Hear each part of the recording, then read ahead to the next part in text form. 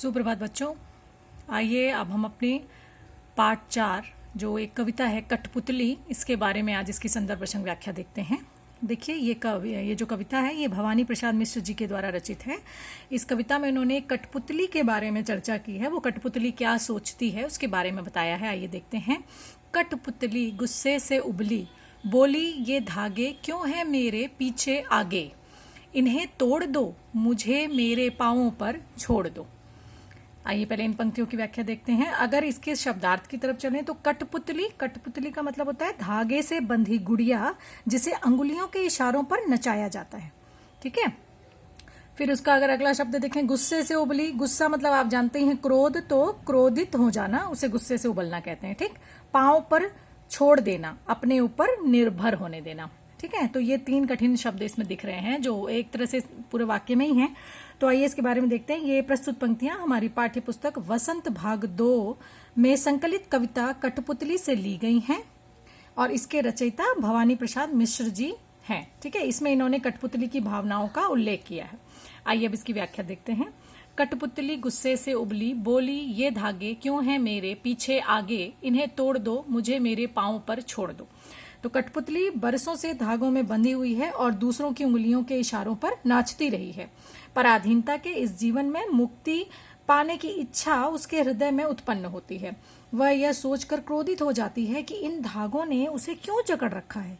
वो कहती है कि इन धागों को तोड़कर उसे उसके हाल पर छोड़ दिया जाए।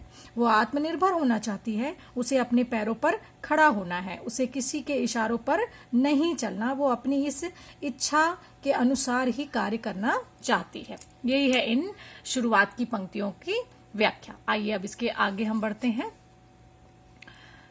सुनकर बोली और कठपुतलियां कि हाँ बहुत दिन हुए हमें अपने मन के छंद छुए। ठीक है। तो इसमें पहली कठपुतली की बात सुनकर दूसरी कठपुतलियों के मन में भी आजाद होने की इच्छा सर उठाने लगती है। वह भी उनकी हाँ में हाँ मिलाने लगती हैं और कहती हैं कि सचमुच बहुत दिन हो गए उन्होंने अपने मन की कोई इच्छा पूरी नहीं की, अपनी मन मर्जी से काम करने का उन्हें अवसर नहीं मिला, अतः सभी कठपुतलियां विद्रोह के लिए तैयार हो जाती हैं। अब इसके आगे की पंक्तियां। मगर पहली कठपुतली सोचने लगी, ये कैसी इच्छा मेरे मन में जगी। इसमें आप देख रहे हैं कि पहली कठपुतली की बात सुनकर जब सभी कठपुतलियां आजादी के लिए विद्रोह करने को तैयार हो जाती हैं तो पहली कठपुतली सोच में पड़ जाती है कि पहले उसने केवल अपनी आजादी के विषय में सोचा था, इसलिए क्रोधित हो गई थी। परंतु अब जब उस पर सारी कठपुतलियों की आजादी की जिम्मेदारी आ गई है तो वह सोच समझकर कदम उठाना जरूरी समझती है, क्योंकि आजाद हो जाना सरल है परंतु आजादी को बनाए रख पाना कठिन है। ठीक है। इसीलिए वो अपने जो उसने विचार किया था, जो उसने निश्चय लिया था, उसके बारे में एक बार दोबारा सोचना चाहती है। ठीक है। यही है इस कठपुतली जो कविता है इसका व्याख्या। अगर हम इसके सारांश को शॉर्ट में देखें तो इसमें यही है कि सदियों से धागे में बंधी और दूसरों के इशारे में नाचती हुई कठपुतली को अचानक क्रोध आ जाता है। वो इन धागों को तोड़कर आजाद होना चाहती है, अपने पैरों पर खड़ा होना चाहती है। उसकी ये बात सुनकर अन्य कठपुतलियां भी आजाद होने के लिए बेचैन हो जाती हैं। सबके मन में अपनी मर्जी के अनुसार काम करने की इच्छा जागती है ना। लेकिन अपनी बात का यह परिणाम देखकर पहली कठपुतली सोच में पड़ जाती है कि सबकी स्वतंत्रता की जिम्मेदारी जब उसके कंधे पर आती है तो वो सोचने लगती है कि इस इच्छा का क्या परिणाम होगा। क्या वह अपनी स्वतंत्रता को संभाल पाएगी, अपने पैरों पर खड़ी रह पाएगी, आजादी का सही उपयोग कर सकेगी।